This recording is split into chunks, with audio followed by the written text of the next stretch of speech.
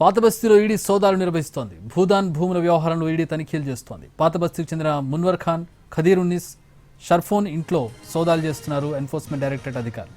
భూదాన్ ల్యాండ్ను అక్రమంగా లేఅవుట్ చేసి అమ్మకం చేసినట్టు వీరిపై ఆరోపణలున్నాయి. మహేశ్వరంలో 100 ఎకరాల భూమిని కబ్జా చేసినట్టు చెబుతున్నారు అధికారులు. ఇదే కేసులో ఐఏఎస్ అధికారి అమయ్ కుమార్ను ఇటీవల ఈడీ అధికారులు ప్రశ్నించారు.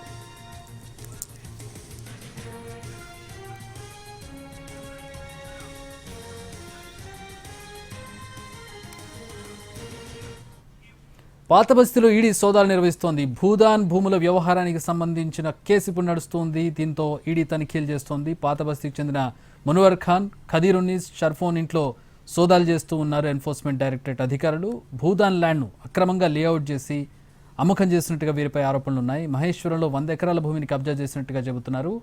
ఇదే కేసులో ఐఏఎస్ అధికారి అమయ్ కుమార్ను ఇటీవల ఈడీ అధికారులు ప్రశ్నించారు.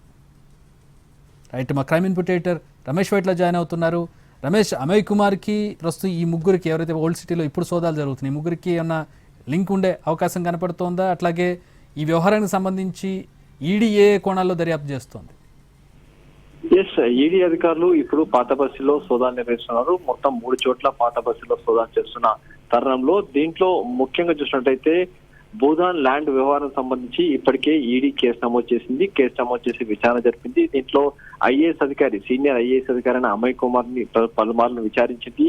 అయితే అమయ్ కుమార్ చూసినట్టుగా వదిలేందుతోటి 100 ఎకరాల భూదాన్ భూమి మొత్తం కూడా కబ్జా గురయ్యాయి. అంతేకాడ పాతపల్లి చెందిన షర్ఫోన్ ఏకంగా 100 ఎకరాల ల్యాండ్ ని కబ్జా చేసి ఆ వరకు పలువురికి అమ్మేసినట్టుగా ఆరోపణలు ఉన్నాయి. అయితే ఈ 100 ఎకరాల ల్యాండ్ కూడా చాలా మంది ప్రముఖులు కొన్నట్టుగా ఇప్పుడు ఆరోపణలు ఉన్నాయి. దీంతో పాటు అతని ఆ సోదరుడు, అతని బావమరిది వీళ్ళిద్దరు కూడా దాదాపు మరొక 200 ఎకరాలు కూడా కబ్జా చేసి ఆ మేరకు మొత్తంగా ఈ ఫ్యామిలీ, షర్ఫోన్ ఫ్యామిలీ మొత్తం కూడా 300 ఎకరాల ల్యాండ్ కబ్జా చేసి ఆ మేరకు మొత్తంగా అమ్మి వేసినట్టుగా ఇప్పుడు ఆరోపణలు. అయితే ముగ్గురు పైన కూడా ఇప్పటికీ ఈడీ అధికారులు సోదాలు చేస్తున్నారు.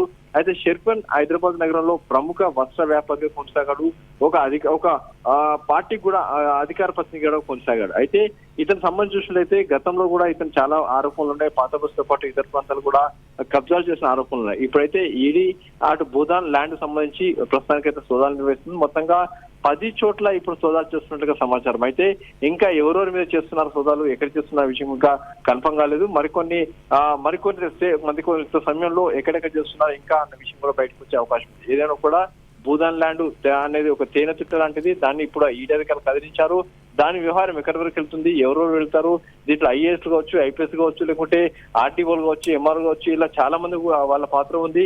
వీళ్ళకి సంబంధించి పాత్ర మొత్తాన్ని బయట తీసే అవకాశం ఉందా, వీళ్ళపైన చర్యలు తీసుకుంటుందా ఇంకా చూడాల్సిన అవసరం అయితే కనబడుతుంది. All right, thanks for the updates Ramesh.